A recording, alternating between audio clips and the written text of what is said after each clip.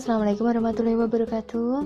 Anak-anak, kita bertemu di tema 1 subtema 4 hidup rukun di masyarakat untuk pembelajaran yang kedua. Nah, di sini kalian coba bacalah percakapan di bawah ini dengan percaya diri. Di sini ada percakapan. Bu Medi akan membacakan ya, coba kalian perhatikan.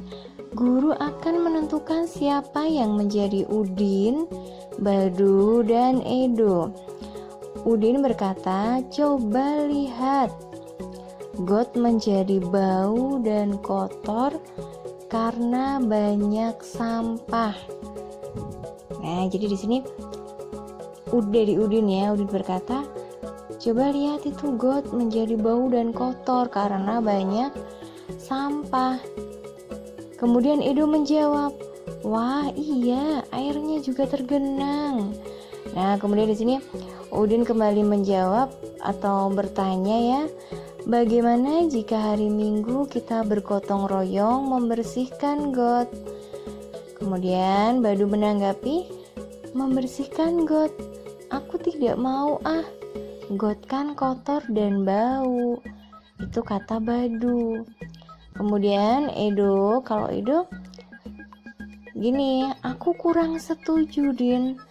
Membersihkan got pekerjaan yang berat. Kita sebagai anak-anak belum bisa melakukannya. Kemudian Badu, betul Din, sudah biarkan saja. Kemudian Udin menanggapi lagi begini, tapi got yang tersumbat dapat menyebabkan banjir. Sampah akan menyumbat aliran air sehingga akan meluap ke jalan. Kemudian Edo begini, bagaimana jika kita mengusulkan kepada Pak RT untuk mengajak seluruh warga bergotong royong? Kita bisa ikut membantu pekerjaan ringan, misalnya membuang sampah yang dikumpulkan. Kemudian Udin menanggapi, aku setuju Do. Badu pun begini, aku juga setuju jika demikian. Aku juga bersalah karena membuang sampah ke dalam got. Nah, kemudian jawablah pertanyaan-pertanyaan berikut sesuai percakapan di atas. Yang pertama, apakah gotong royong diperlukan di dalam masyarakat? Perlukan ya? Jadi jawabannya sangat diperlukan, karena dengan bergotong royong akan ada persatuan dan pekerjaan pun akan terasa ringan karena dilakukan bersama-sama secara gotong royong. Kemudian yang kedua, apakah terdapat kalimat penolakan pada teks percakapan tadi? Ada ya, ada yang menolak. Siapa saja tadi, tapi ada ya. Kalau kalian perhatikan pasti kalian bisa menemukannya. Kemudian yang ketiga, tuliskan kalimat yang menunjukkan penolakan tersebut. Nah, di sini ada waktu Badu berkata, si Badu ya gini, membersihkan got, aku tidak mau ah, got kan kotor dan bau. Kalau si Edo, aku kurang setuju Din, membersihkan got pekerjaan yang berat, kita sebagai anak-anak belum bisa melakukannya. Nah, itu disebut dengan kalimat penolakan yang diucapkan oleh Badu dan Edo. Kemudian keempat, tuliskan kalimat yang menunjukkan persetujuan. Adapun yang setuju ya, Udin aku setuju Du, Badu pun aku juga setuju jika demikian. Karena Badu merasa bersalah telah membuang sampah ke dalam got. Nah, itu persetujuan. Kemudian selanjutnya perhatikan gambar berikut. Ada percakapan, maaf kami nanti terlambat mengikuti kerja bakti. Kami akan pergi ke gereja terlebih dahulu. Baik Pak, tidak apa-apa. Mari kita beristirahat sejenak. Nah, itu untuk gambar yang di bawahnya. Kalau yang pertama, sudah minta maaf untuk datang terlambat karena mau beribadah terlebih dahulu. Diperbolehkan ya karena beribadah terlebih dahulu, baru kemudian nanti ikut membantu dalam gotong royong. Nah, jadi di sini Pak RT mengajak untuk istirahat terlebih dahulu. Kemudian selanjutnya, sikap apakah yang sesuai dengan pengamalan sila pertama Pancasila? pada bacaan dan gambar tersebut. Nah, di situ sesuai dengan pengamalan sila pertama Pancasila. Sila pertama bunyinya bagaimana?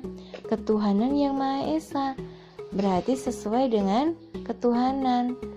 Nah, kemudian sikap apakah yang sesuai dengan pengamalan sila kedua Pancasila pada bacaan dan gambar tersebut?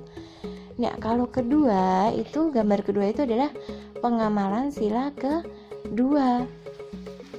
Nah, yaitu kemanusiaan yang adil dan beradab, karena mempersilahkan untuk beristirahat sejenak agar tidak capek dan melanjutkan setelah beristirahat di kegiatan selanjutnya. Jadi kalau yang pertama itu adalah pengamalan sila pertama berhubungan dengan ketuhanan yang Maha Esa, sedangkan yang kedua adalah dengan sila kedua Pancasila, kemanusiaan yang adil dan beradab. Nah, jadi kalian sudah tahu ya untuk pengamalan khususnya sila pertama dan kedua di subtema 4 ini untuk pembelajaran kedua. Kembali lagi kita bertemu dalam sila Pancasila, dari sila pertama sampai dengan sila kelima, dari simbol bintang, rantai, pohon beringin, kepala banteng sampai dengan padi dan kapas. Contoh pengamalan sila ke-1 dan kedua Pancasila di masyarakat.